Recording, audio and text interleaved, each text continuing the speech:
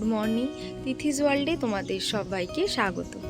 দাদার বিয়ে করে বেশ অনেকগুলো দিন মজায় মজায় কেটেছে, বিয়েও শেষ। এবার বিয়ের পরে যে কাজকর্মগুলো সেগুলো আগে সারতে হবে। তাই আজকে সকালবেলা ছাদের থেকেই ভিডিওটা শুরু করলাম। আজকে একটু তাড়াতাড়ি উঠেছি কারণ অনেকগুলো কাজ আজকে রয়েছে, তো বাড়ি যাওয়ার আগে সেগুলোও সারবো। তার সাথে আজকে অনেক কিছু জামা কাপড় ধোয়া কাচা করবো, সেটাও ঠিক করেছি। যেহেতু দিদা রয়েছে, মাসি রয়েছে, ওরা রান্নার দিকটা সামলাচ্ছে, তাই আমি আর মা সকাল থেকে আজকে ঠিক করেছি যা যা কাঁচা ধোয়ার আছে, মানে বিছানা চাদর থেকে শুরু করে জামা কাপড় সমস্ত কিছু আজকে ধোবো। তার সাথে যেই জামা কাপড়গুলো ভালো ভালো বিয়ের কদিন পরেছি সেগুলোকে আগে ছাদে নিয়ে আসলাম এখন রোদ খাওয়াতে, তো ওগুলোকে ওপরের ছাদে নিচের ছাদে সব মেলে দিয়েছি। এরপরে আর কি বাকি কাজগুলো করব। তো ভাবলাম সকাল থেকে আজকে ভিডিওটা শুরু করি। তো সারাদিন কি কি করছি তোমাদের সাথে সব কিছুই শেয়ার করব। তো চলো ভিডিওটা শুরু করা যাক, তোমরা দেখতে থাকো, আশা করছি ভালো লাগবে।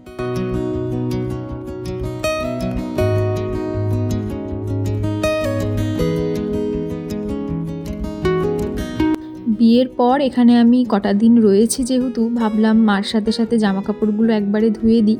তার উপরে বিয়ে যেতে না যেতেই মায়ের শরীরটা খুব খারাপ করেছিল, জ্বরও এসেছিল।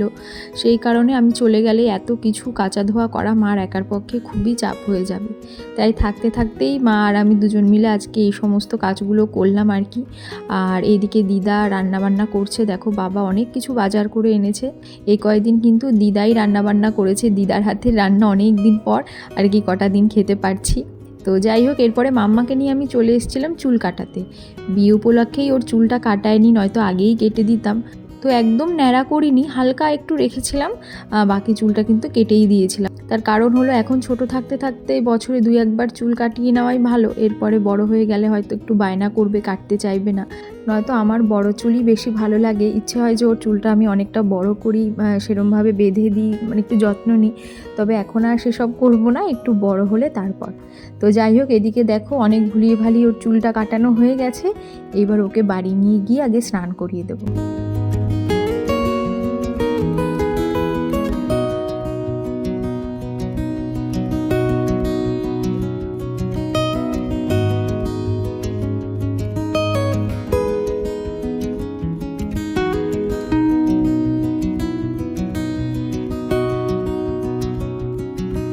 সবাই বলে যে গোপালের যদি কিছু ইচ্ছে হয় তাহলে গোপাল সেটা করিয়ে নেয়।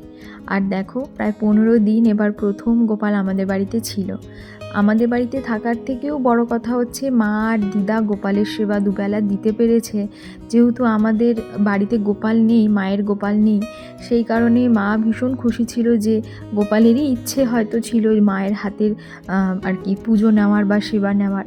সেই দিকটা ভীষণ ভালো হয়েছে। আর মা বলছিল এই কদিন দুবেলা গোপাল সেবা দেওয়ার পরে যখন চলে যাবে গোপাল, তখন কিন্তু মার একটু খারাপ লাগবে। যাই হোক, এদিকে স্নান করে সবাই খেতে বসেছি। আর জানো তো, রিসেপশনের দিন আমাদের প্রচুর মিষ্টি বেঁচে গিয়েছিল, প্রায় 1 গামলা মিষ্টি আর কি অনুষ্ঠানের বেঁচে গিয়েছিল। আর বাড়ির সবাই কটা দিন মিষ্টি খেতে খেতে একদম হাঁপিয়ে গেছিল। আর শেষে এসে আমরা এই মিষ্টিগুলোকে মাইক্রোওভেনে গরম করে সবাই খেয়েছি, কারণ এতদিন হয়ে গেছে আস্তে আস্তে এগুলো শক্ত হয়ে যাচ্ছিল ঠান্ডায়। তো আমরা এইভাবেই শেষ করেছি। তারপরে দুপুরের দিকে মাসিকে নিয়ে এসেছিলাম আমাদের পাড়ার পেছনের মাঠটায়। সবাই যখন আমাদের বাড়িতে আসে একবার করে মাঠটা ঘুরতে যেতে চায়। তো এখন তো সেইভাবে আসা হয় না মাঠে। আর শীতের সময়টা বেশ অনেক রকম শাকসবজি চাষ হয়, তো সেইটাই দেখতে মাসি চেয়েছিল, তাই আর মাসির সাথে এসেছিলাম আমাদের এই মাঠটায় আর কি। আর এসে দেখলাম যে এইবার মাঠে সব জায়গাতেই শুধু পেয়ারা চাষ হয়েছে, মানে চারিদিকে দেখতেই পাচ্ছ শুধু পেয়ারা গাছ। যদিও পেয়ারাগুলো পুরোপুরি বড় এখনও হয়নি, মানে আস্তে আস্তে হবে, আরও কিছুদিন সময় লাগবে।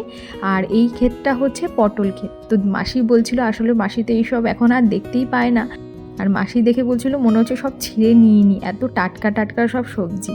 তো যেতেই মাসির খুব পেয়ারা খেতে ইচ্ছে হচ্ছিল। তো আমি যেই লোকটার বাগান আর কি, ওনাকে বললাম যে আমাদের 2টো পেয়ারা দিতে। বলার সাথে সাথেই উনি দিল আর বলল তোমরা নিয়ে নাও। তো আমি একটুখানি মানে একটু শক্ত টাইপের পেয়ারা বেশি ভালোবাসি, তো আমি ওখান থেকে দেখে একটা শক্ত মতন পেয়ারা নিয়েছিলাম। যদিও আমি খাইনি, মাসিকেই দিয়ে দিয়েছিলাম। ওই 3টে মতন পেয়ারা নিয়ে এসেছিলাম। আমার এইভাবে খাওয়ার থেকে না ওই রাস্তায় যে মাখা বিক্রি হয় ওটা খেতে বেশি ভালো লাগে। তো যাই হোক, এখন যাচ্ছি বাড়ির দিকে।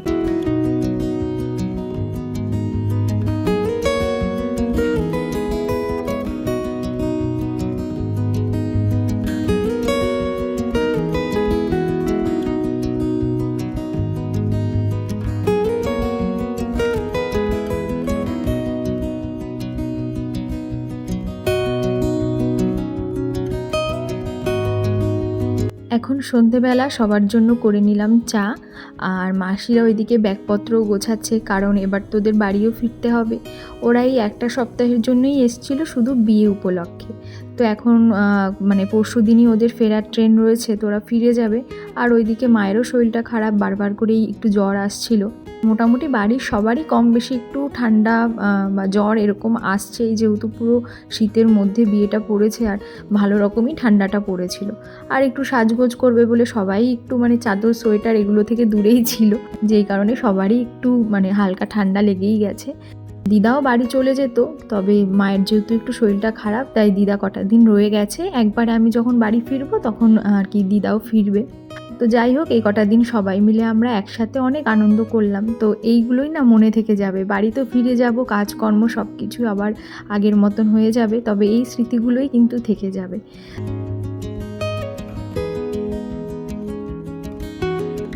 চাটা খেয়ে নিয়ে এখন আজকে সন্ধ্যেবেলার পুজোটা আমিই দিয়ে দিলাম, দিয়ে এখন গোপালকে ঘুম পাড়িয়ে দিলাম। এইবার যাব দাদাদের ঘরে, কারণ মানে যে সমস্ত গিফটগুলো পেয়েছে সেগুলো তো আনবক্সিং হবে। আর বাড়ির সবাই কিন্তু এখানে এতক্ষণ ধরে আমরা মানে অনেকক্ষণ আড্ডা দিয়েছি, তারপরে এখন অনেকটা রাত হয়ে গেছে। তো কাকি বললো এবার সবাই মিলে একটু গিফটগুলো খোল। তো ওইগুলোই করছিলাম আর খুব আনন্দ হচ্ছিল, জানো তো। মানে এই সময়টা কিন্তু খুব মজাই লাগে, কি কি পেয়েছে, তারপর কোন বক্সের মধ্যে কি রয়েছে, এইসব নিয়ে আমরা খুব হাসাহাসি করছিলাম। তো তাই তোমাদের সাথেও একটু শেয়ার করে নিলাম।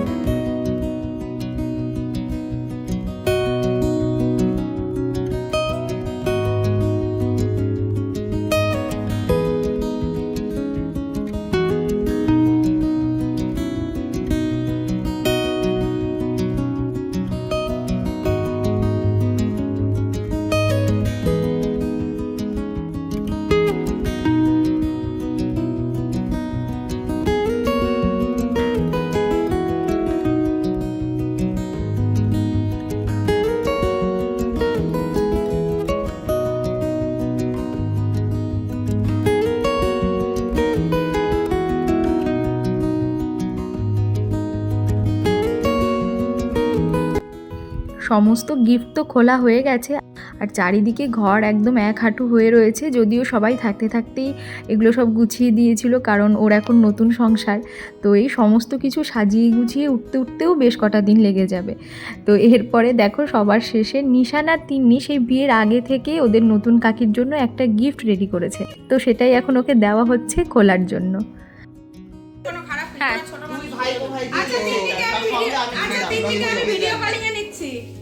এবার এটা খোলো, একটু ধৈর্য ধরে বসতে হবে তো, খাটে বসো। নাও না স্টার্ট। কাকিকে বল খুলতে বল, বেচারি কষ্ট হলো। হ্যাঁ খোলো।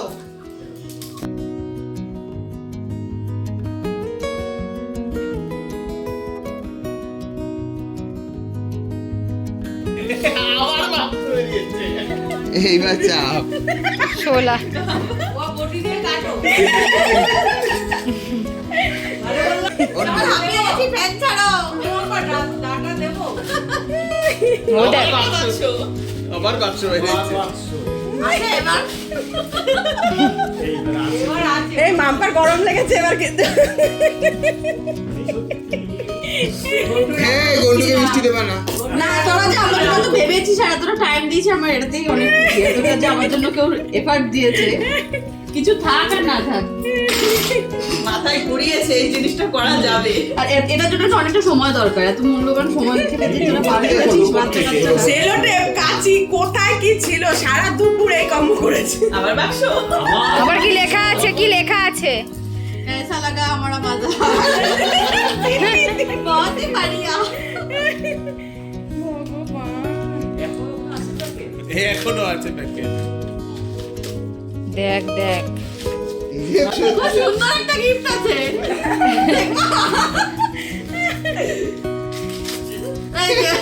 কাঠের টুকরো, কাঠের টুকরো। দেখলেই তো একটা কাঠের টুকরো ছিল। আসলে দাদাদের যেহেতু মানে কাঠের মিল রয়েছে, তো সেই কারণে ওরা কাঠের একটা টুকরো দিয়েছে। সেটাই কাকা বলছিল যে তোরা আমার কাঠ আবার আমাকেই ফেরত দিচ্ছিস। তো এগুলো নিয়ে আমরা খুব মজা করছিলাম আর কি। তো এটা বলতেই হবে যে মানুষ দুটো ছোট হলেও পরে ওদের মাথায় যে এই কাঠের আইডিয়াটা এসছে, এটা কিন্তু দারুণ ছিল। তার উপরে ওরা এতগুলো লেয়ারে প্লাস্টিক আর পেপার দিয়েছে যে খুলতে খুলতেই 5-10 মিনিট চলে গেছিলো। তো যাই হোক, এই করেই আমরা সন্ধ্যেটা আজকে কাটালাম, আর এর সাথে ভিডিওটাও আজকে এখানেই শেষ করছি।